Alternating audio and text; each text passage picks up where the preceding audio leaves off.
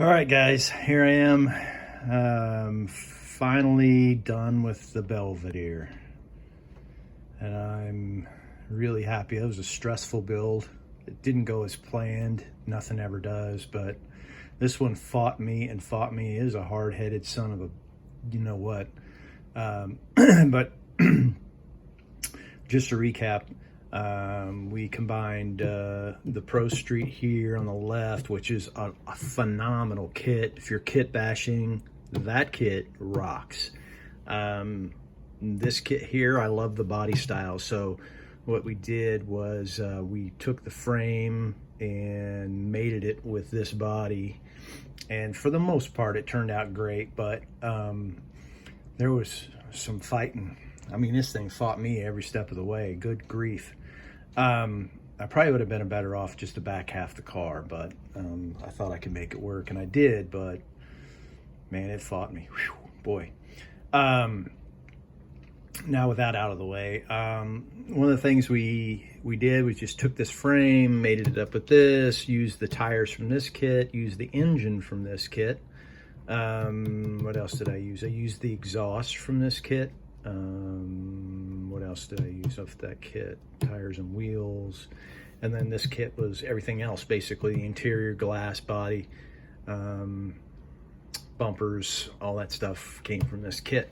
One of the things that I did before I show you the car is took that piece of trim off because I didn't like how it looked. I wanted the paint to show off a little bit. So without further ado, drop these on the ground. There she sits.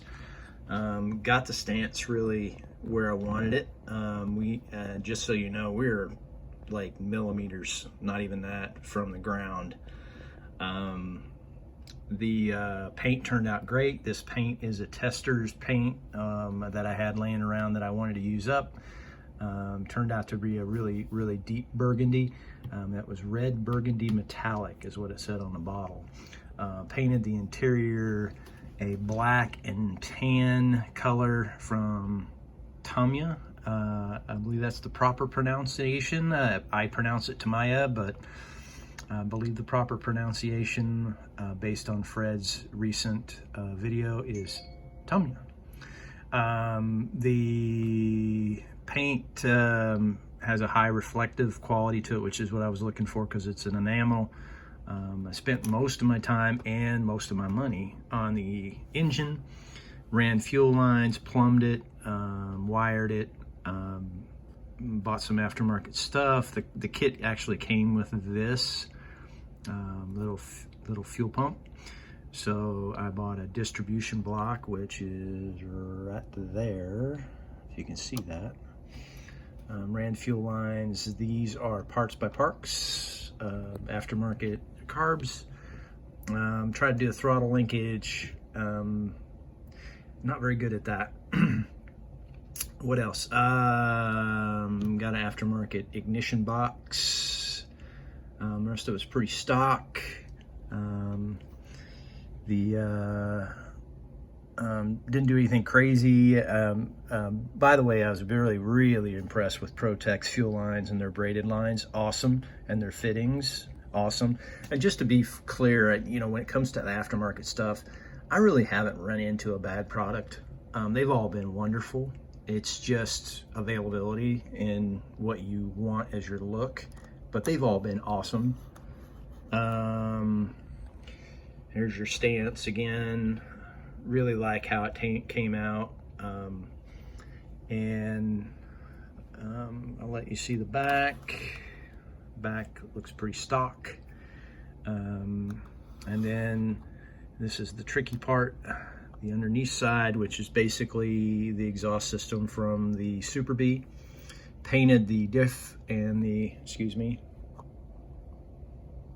I don't know what that is, stuck to the tire, but something. Painted the diff body color, painted the engine body color. Used a lot of Alclad on this. I like Alclad. Been really getting better finishes out of Alclad based on some of the videos that are put out there. Mark Baston's has a real good one, doing a whole engine. He goes over what he did to that engine. That was pretty informative. Tires show that little tread line, or that seam line. I couldn't get it out. If I tried to get it out with the Dremel trick, I felt like I was going to lose the tread, so I didn't go that far with it. Painted, glossed it up with the old Novus stuff.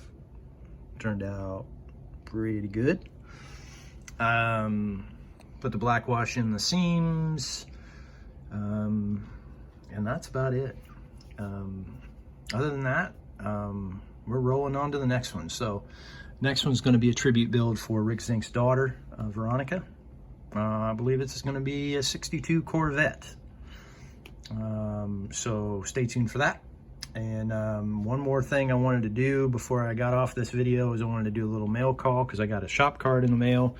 Sorry for the delay, but this is Charlie Mack's card. And Charlie Mack built some beautiful models. Look at that. Look at that detail on that model. Look at that. Just beautiful stuff. Thanks for sending that, Charlie, and thanks for the kind words on the back. Really appreciate you taking the time to send that out to me. Other than that, I think that's it for this video. Appreciate you tuning in. I appreciate all the support. Thumbs up, thumbs down, whatever trips your trigger. Everybody have a good day, and stay tuned for the next one. This is Terry. I'm out.